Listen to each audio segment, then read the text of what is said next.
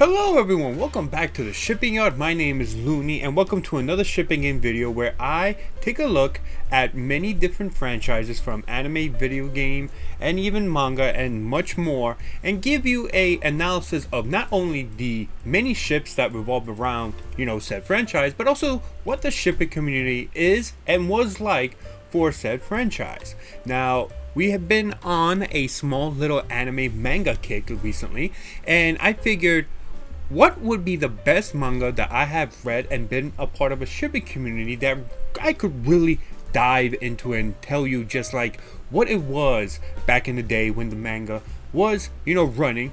And well, I figured what would be one manga that would make an interesting video, and I thought, oh, the one manga that created a huge shipping war in a atmosphere of worldwide proportion. I'm talking about actual shipping war where casual fans were also involved in. And this anime manga kind of, brought forth shipping wars into the public eye. The manga I am referring to is Nisekoi. Now, I know some of you are probably saying, well, what about Naruto and Bleach? Yes, Naruto and Bleach did have shipping wars. They were at the top of the food chain worldwide for, manga during the time of their run. However, I'd argue that a manga series like Nisekoi, which is a rom-com harem series, kind of showcased the really terrible parts of what a shipping war can be. And boy, was it a shipping war. Like, I'm telling you, during its run, Nisekoi, especially when the anime came out, was by far one of the most volatile shipping wars out there. I mean, people were going at each other, trying to smart one another, showcase their interpretation as to why, the main male character is going to wind up with several of, the female characters. Which one would he choose? Who would it be? What is the mystery? Who has the key to the mysterious locker that he possesses? Yes, it was that kind of series. Essentially, to give you a brief synopsis of Nisekoi, it is a rom-com. It's a harem series. Think of something like To Love Ru, or something newer that you might know of, quintessential quintuplets, right? Where one character, the main male character, revolves around him and several different girls who all take a liking to him, who all have crushes on him, and who, fall in love with. And the whole point of the manga is to legit just give each girl an opportunity to showcase, why their relationship with the male MC fits more so to, becoming canon at the end of the manga. And of course, people chose. Think of it similar to like Harry Potter and the Four Houses. You fight for whichever house you want to be in, essentially, right? Well, in shipping wars, especially a harem series like this, you choose the girl and you fight. You fight in this war for that girl to end up with the MC. That is literally one of the biggest ways any shipping war can really come about. And Nisekoi was one of those series that really brought it more to the public eye. Like I said, you had Naruto and Bleach, but Nisekoi, as the genre it is in, really brought that out. And then series such as Quintessential Quintuplets in the, most recently restarted that same trend, that same type of shipping war where people just battled over which of the female characters will wind up with the male MC. And Nisekoi was that. Essentially, Nisekoi was all about a kid who met this girl, this mysterious girl. We don't know who it is in the very beginning, and they essentially exchanged promises, exchanged essentially vows that one day they will wind up finding each other and then getting married. And the way they, kind of solidify that promise is by having a locket with a key. One of the girls has the magical key that opens that locket, and whatever is inside that locket will reveal who that mysterious girl, essentially is. And, the rest of the manga is just really much a lot of fluff about showcasing each girl's qualities, each girl's relationship with the MC, and they continue back and forth to the point where sometimes it just feels like they're just milking the cow right? Just milking it constantly until eventually the manga ends and only one girl essentially wins. The way these type of mangas work is that you continue to flop until you slowly begin to eliminate each girl from contention. That is what happened with Nisekoi, where essentially it all wound up to just the last two possible ships to become canon until there was only one winner. And that's the type of manga this was. That's the type of shipping war this was. And it's really more of the type of shipping war that really brought so many different people from all around the world, especially casuals. And that's why it's considered a huge and really like just volatile shipping war, because you had so many different people going at each other. You had manga readers, you had anime watchers, some who didn't read the manga, some who didn't watch the anime, you know, continuously fight back and forth trying to prove to each other why this girl belongs with the MC. And it became that kind of bad. Now, I also like to be transparent in these videos and tell you who I preferred, who I shipped, you know, for this series, because I want you to at least understand why I, you know, like this ship, and to give you maybe a idea of like, maybe I'm being biased in this situation or not. Now, that is all up to you. I just want to give you that transparency at least so that you know where the rest of this video will be heading. And regardless whether you stop watching or continue watching just to hear my analysis, it's all up to you. So the for me, the ship that I really enjoyed in Nisekoi was one of the two top ships in Nisekoi. You had two top ships. You had Raku and Chitoge, and you also had Raku and Onodera. I was more of a Raku Onodera ship. Now, part of that is because I really enjoyed Onodera's character, right? I enjoyed, you know, her type of character that is written and is very much a trope among a lot of different anime and manga. I really liked her type of personality, her type of character, and why I wanted her to end up with Raku. I thought that their bond, their relationship was really wholesome. You know, I thought that they really were meant for each other, right? And for the most part, I thought it would end up that way. And well, you know, I will go into spoilers, I guess, because I know a lot of people probably already seen and read Nisekoi before. Although I will say that the anime I don't believe ever finished. So if you've never seen the ending to Nisekoi, I don't know if you ever see it, but just to let you know, there will be spoilers, especially if you don't know about Nisekoi and want to read upon who wins.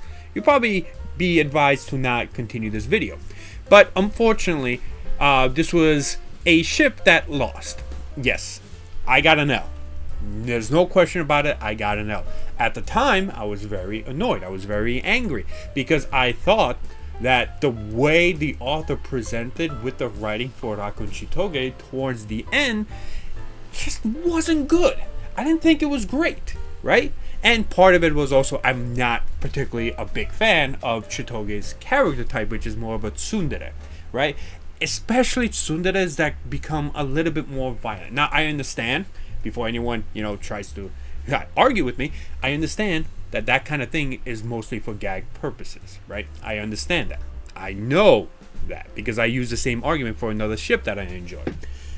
I just don't like that type of tsundere, essentially. I think mild tsundere with some tendencies to, like, you know, punish the MC for doing something perverted is fine. But for me, as I've been reading it throughout, you know, the years it was running, I always felt like Chitoge was kind of unfair to Raku because sometimes, you know, he wouldn't even be the culprit for a lot of things that, you know, that happened to him, and yet she would still, you know, punch him, you know, in a gag form.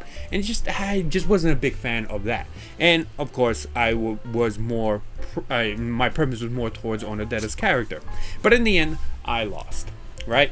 While Onodera was the one who did make that promise to Raku when they were kids and had the right key to open that locker, the author decided to go with Chitoge to try to, I guess, divert people away from, you know, that no matter how much you promise someone as a child, your feelings might develop, you know, for someone else that are much stronger, right? Well, I don't necessarily believe in that, but I can understand why, you know, he would think that way, that, you know, we all grow older. our feelings change. Some people are very fortunate and lucky enough to, have just one person that they fall in love for the rest of their life. You know what? Bless them, because that's really committed to one individual, right? I thought that Raku and Odetta was going to end up that way, but turns out they didn't. And at the end of the day, while I was first disappointed and very critical about the writing, I have accepted it.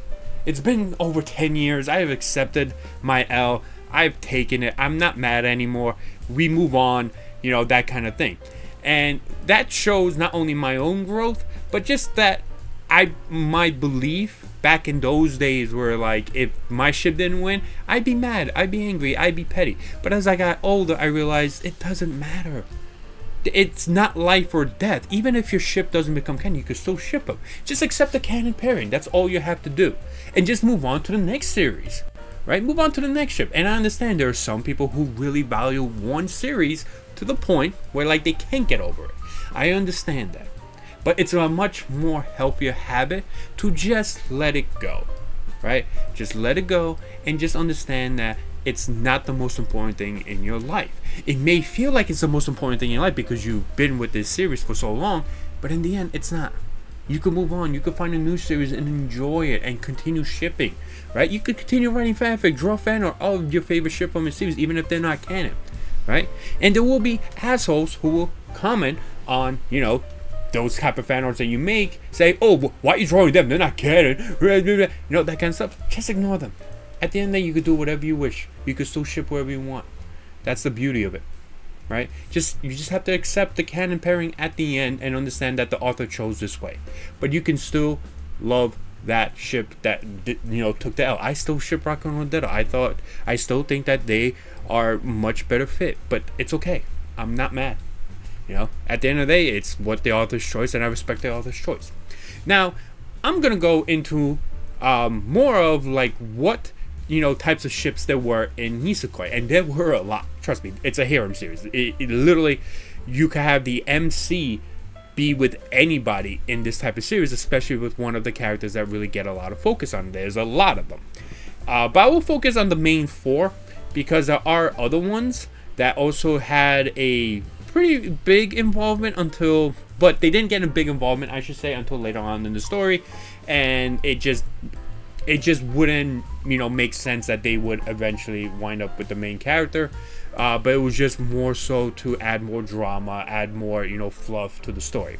Now with Nisekoi, you had two top pairings. You had two top ships, and I know some people would disagree and say there are four in total, but reality was there was always two that always fought with each other. At least there was a lot more. The quantity of these two ships were just a lot more compared to the other two, from the four. And the top two ships were, of course, Raku and Chitoge and Raku and Odetta. We fought each other. I was in those wars. I was in those battles. I said a lot of things that I wish I didn't, right? But those were the top two ships.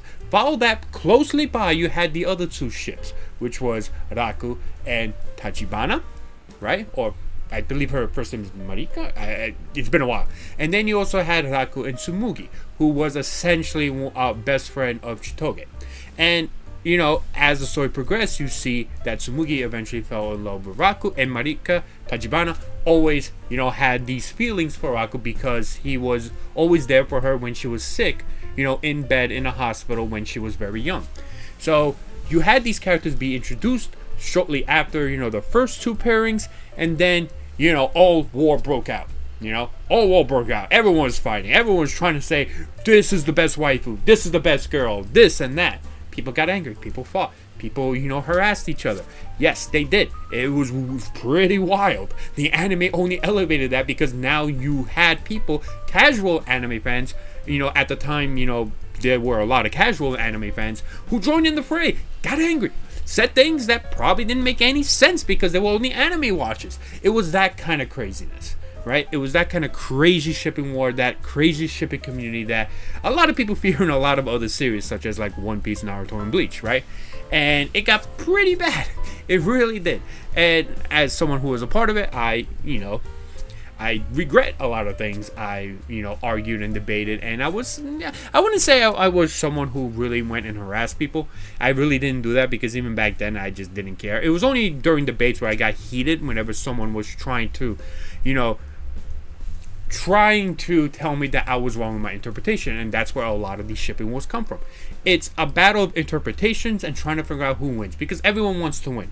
Everyone has an interpretation, and they want their interpretation to win because they want to feel smart. They want to feel like they understand what the author is trying to tell you within his story, and that's just how it happened, right? Aside from those four, you also had other ships that Raku was involved with. You also had I wouldn't say a minor, but it's like one of the more popular ships that were involved minor characters, which was Onodera's best friend and Raku's best friend, Shumaiko and Ruri Miyamoto, but they winded up canon, which was also kind of like a weird blow to me as a Haku Onodera fan, because I was like, why didn't they? Why didn't they wind up together then? If they're double dating, that kind of thing. But that was also a ship. The other ships that were kind of minor, you had Raku and Onodera's younger sister Haru, who started developing feelings for Raku, but unfortunately she did not wind up winning. And then the last ship is one that came really late into the manga, and it was a ship between Raku and a character named Yui, who is kind of like, or was like, a big sister to Raku, who was also part of a Chinese mafia that centered around the whole thing with the Raku and Chitoge, who are also part of a mafia families, right? And essentially that became a ship later on, but unfortunately, because of how late Yui came about into the story, she unfortunately also did not win. And that's usually how it goes. Usually a late character never really gets a victory, but people did ship them. And like I've always been saying with any of these shipping in videos, you can ship whoever you want, even if it's they're latecomers into the game, right? So that was also another ship that people enjoyed. Nisekoi, these type of series, these type of rom-com harem series added more fluff, and it kind of made people go crazy because they wanted to know who Raku would end up with. The one thing that a lot of harem series tend to do is add a lot of fluff because they want the series to continue. It's either the author, or Suisha or whatever publication they are a part of, that they want them to continue because of good ratings and stuff like that, good sales. And eventually we wind up with the winner, which was Raku and Chitoge. I don't quite remember exactly what the confession was, but they did end up together. My critique on it, just to give you a short summary of what my critique was, I didn't like how the writer started portraying Raku's feelings for Chitoge. I thought the way he the author pointed it out to him from Chitoge's mom, I don't know. To me, I feel like if you really want a main character to really have strong feelings for a character, sometimes you might need someone outside telling them. But I feel like, having them being told, I'm not a particular fan of that writing, and it's not just in Nisekoi but in other ones. But what do I know? He chose Raku Chitoge in the end, and like I said, I accepted it. But overall, that was a shipping community in Nisekoi. Was it a good one? Was it a good series? I thought it was okay. At the end of the day, it was still one of the more popular rom-com series that ever was, created by Suisha and published by Suisha and Shonen Jump, and it really brought forth a lot of people into these type of rom-com animes, to the point where Quintessential Quintuplets got a huge popularity boost from those same type of fans, right? It brought forth the casual viewership to these type of series, right? Where it was a little bit kind of like a niche or like a guilty pleasure that really big anime fans would go into, such as people who love To Love Ru. To Love Ru at the time was, and this was before Nisekoi was, that very big famous harem series that people who were into anime enjoyed. But it wasn't, brought into, the casual viewership. Part of that was because of, the etchiness that involved in Tularu, and that's understandable. It wasn't really marketable towards, the casual viewership like Nisekoi was, because Nisekoi didn't have that many etchiness. It did have some, but it didn't have, it wasn't overblown like Tularu was. But that's what Nisekoi did as, a series, and brought shipping communities, shipping wars into the forefront of the casual fan. And that's why Nisekoi, I feel, is one of the bigger rom-com shipping series out there, because of its impact towards a wider population, towards a wider viewership. And, despite the war that took place, and it caused so many people to despise shippers a lot, which, I hate that, because a lot of people think shippers are crazy and shouldn't be in discussions, for just normal things.